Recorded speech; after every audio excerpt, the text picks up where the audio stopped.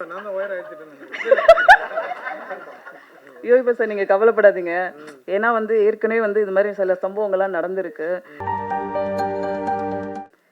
மத்தாப்பு சிரிப்பழகா, மைசூர் பாக்கு சுவை அழகா, முடி அழகா, நல்ல மூக்கழகா, நடை அழகா, சிறந்த நடிப்பழகா, எங்களின் பேரழகா யோகி பாபு அவர்களை பேச அழைக்கிறோம். தமிழ் சினிமாவில் ஹீரோக்கள் மாறலாம், ஹீரோக்கள் அடுத்த லெவலுக்கு போகலாம். ஆனாலும் எங்கள் யோகி பாபு எப்போதும் அதே இடத்தில் எல்லோருக்காகவும் எல்லார் படங்களிலும் நடித்து கொடுப்பார். பேரழகன் யோகி பாபு அவர்களை பேச அழைத்து பெருமை.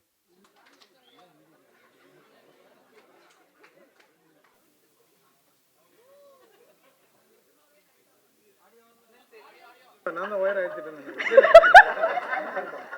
ஐயோ இப்போ சார் நீங்கள் கவலைப்படாதீங்க. ஏன்னா வந்து ஏற்கனவே வந்து இது மாதிரி சில சம்பவங்கள்லாம் நடந்திருக்கு.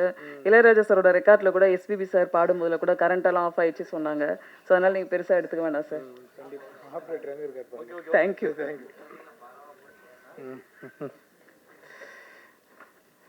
எல்லாருக்கும் வணக்கம். கரெக்டாக பண்ண அவருக்கும் வணக்கம். இந்த படத்தில் எனக்கு வாய்ப்பு கொடுத்த டைரக்டர் பிரதாப் சார் அவருக்கு நான் நன்றி தெரிவிச்சுக்கிறேன். அப்புறம் யுவராஜ் சார் உங்களுக்கு ரொம்ப நன்றி. Imman sir, Sathyaraj sir, Jai sir, எல்லாருக்குமே, கேமராமேன் தங்கதுரை எல்லாருக்குமே ரொம்ப நன்றி.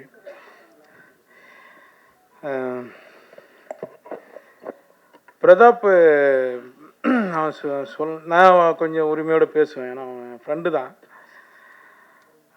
இருக்கு மேடம், ஒரு ஆயிடுச்சா 17 வருஷத்துக்கு மேலே இருக்குமா, 18 வருஷத்துக்கு முன்னாடி 2 பேரும் வந்து ஒரு படத்தில் அட்மாஸ்பியர் பண்ணோனுங்க. நாங்கள் 2 பேரும் அதெல்லாம் இருக்குது சொல்கிறது இல்லை, ஓப்பனாக சொல்லிட்டு போயிடலடா. 2 பேரும் வந்து காட்டுவாசிட்டு காஸ்டியூம் போட்டு 2 பேரும் நடித்தோம். 2 பேரும் ஒரே ரூம் தான். அப்படின்னா பாருங்கள் எப்படி இருக்குன்னு. அப்பயே பேசுவோம் நாங்கள் 2 பேரும், மச்சான் எப்படியாவது என்ன பண்ணி மேலே வந்துடணும்டா அப்படின்னு.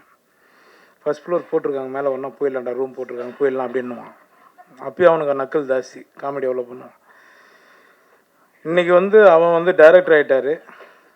நான் ஏதோ தெரிஞ்ச அளவுக்கு நீங்கள் சொல்கிற மாதிரி ஒரு காமெடி நடிகர் ஆகிட்டேன்.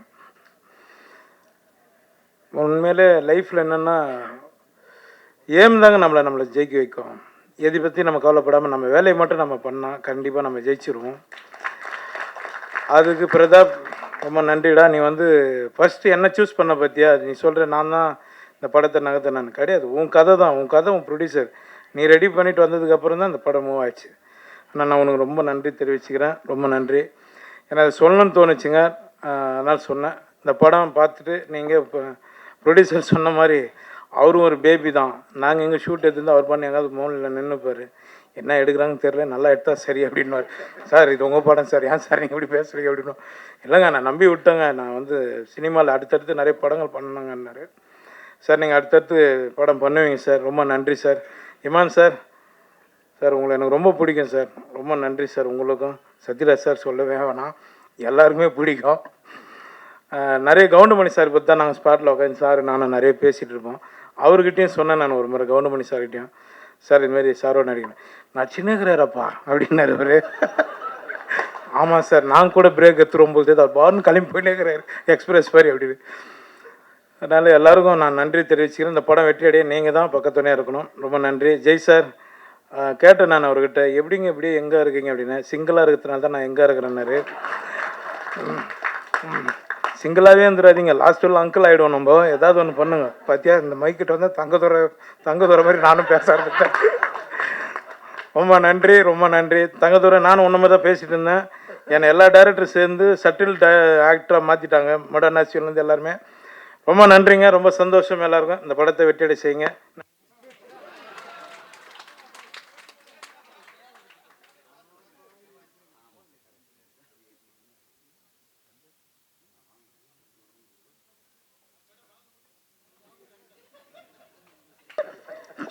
Thank you sir.